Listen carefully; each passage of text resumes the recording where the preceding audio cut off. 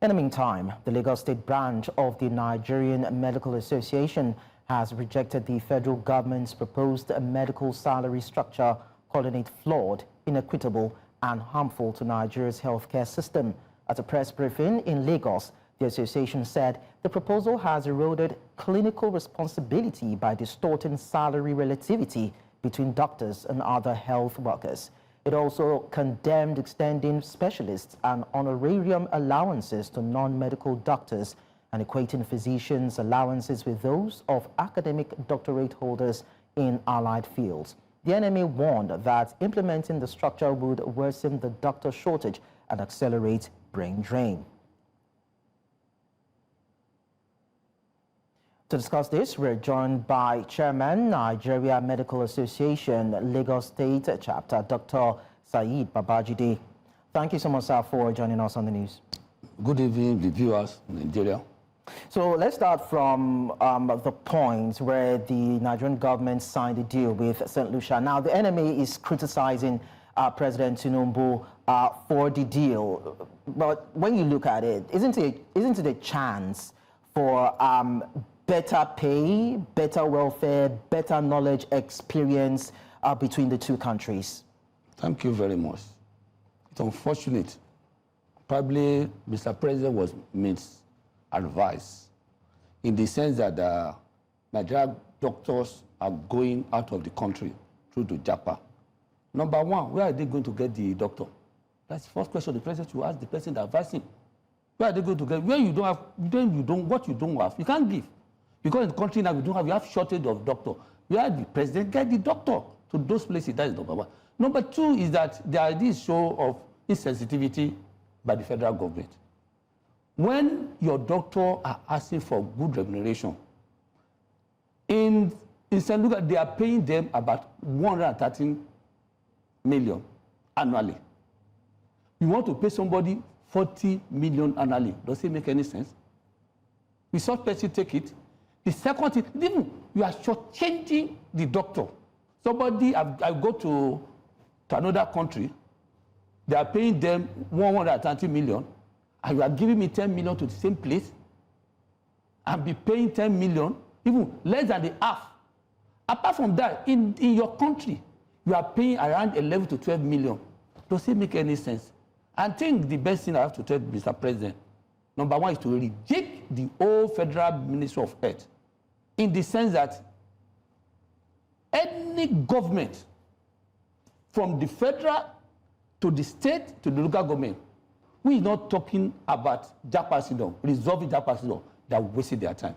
Any policy of government that doesn't relate to this is a total waste of resources. Because how do you get the doctor? How do you get the manpower? Our Minister of State and former Minister of Health and former Minister of State was saying they want to increase the medical school. When you increase medical school, what does it mean? When you increase medical school, as I'm telling you, 50% of them will leave the country. In the next 2 years, another 25% will leave. In the next 5 years, remaining how many? What are they doing? Nigeria government has become the second after India exporter of doctors in the whole world. Even the president even make it clear to the world that by even exporting doctor. So I know that the NMA has had several clashes with the government over wage disparity, wage dispute, and this brain drain. What has been the government's response or excuse to these? I always say that it's unfortunately we have this type of people in the Federal Ministry of Health. Extend it to the president in the sense that when we had what we call collective bargaining agreement about what we call the medical salary scheme, which is called commerce, from 2001 to 2024, that relativity started during pre-colonial era. When the Governor General of Nigeria leaves, the second person is the doctor.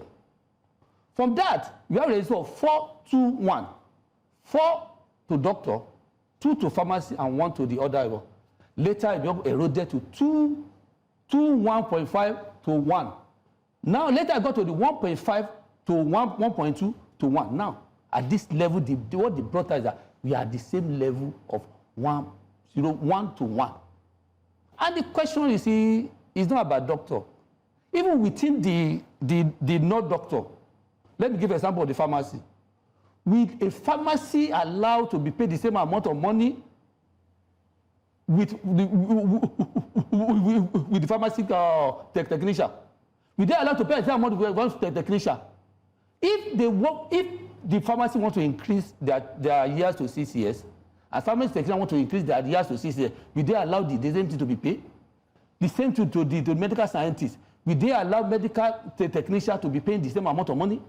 With due respect to the cameraman, with a reporter, allow the same amount of money to be paid with the cameraman. You see, with what do you call it? Airport, airspace, with the pilot and other crew is paid the same amount of money. What we are saying is that we should maintain hierarchy, integrity about any profession. And again, what the government have done is this. They are promoting, they are increasing the number of years for other, like optometry, pharmacy, and this. But they should understand one thing. From the immemorial, university system is divided into two. We have medical and non-medical. Okay. When you now finish, let me just finish this one. When you finish as a medical, you end up with MD, Doctor of Medicine. But every other non-medical become what? They end up what? PhD. And the question I want to ask the government, if somebody like a doctor of pharmacy finish undergraduate, have the doctor of pharmacy, when you now go to PhD, what do they call that person? Is this super doctor? Government are not thinking. Well, I guess the potpourri of issues plaguing the health sector. But amidst all these challenges, how true is it now that even Nigeria is underperforming based on the medical practitioners to population ratio and, of course, some allocation to the health sector? Yes, you see, in this country, we don't do what you call health auditing. Health audit is divided into 3. Number 1 is human resources. The second one is infrastructure. And the third one is the citizen. You can control the two. You can control human resources, you can control infrastructure, but you cannot control the population. And all these things have to go together. If population is increasing, human resources that we provide the service will increase. Infrastructural development will increase. Unfortunately, government cannot control population, which is increasing, especially in Lagos State. They are developing infrastructural development at a low rate, low rate, but human resources is going down. In terms of auditing, etc., have failed woefully. Therefore, we cannot get what we don't want. Our indices will continue to derail because the people that are supposed to provide it are not there. And the government is not serious about infrastructure, but the government cannot control population. If they have the power to control population will have gone down. That's the problem. And the auditing the government should do now is to look at this parameter. Improve the human resources. How do they improve human resources? In terms of remuneration, in terms of training and retraining, in terms of providing simple welfare package. What is welfare package? The welfare package are providing housing loan, providing car loan. When you provide those things, doctors are not expensive. They will reduce. So if according to reports now, to aggregate all these things that you've said, now St. Lucia already has between 42 and 45 doctors for about 10,000 people. But then for Nigeria, when you look at the numbers, it is terrible.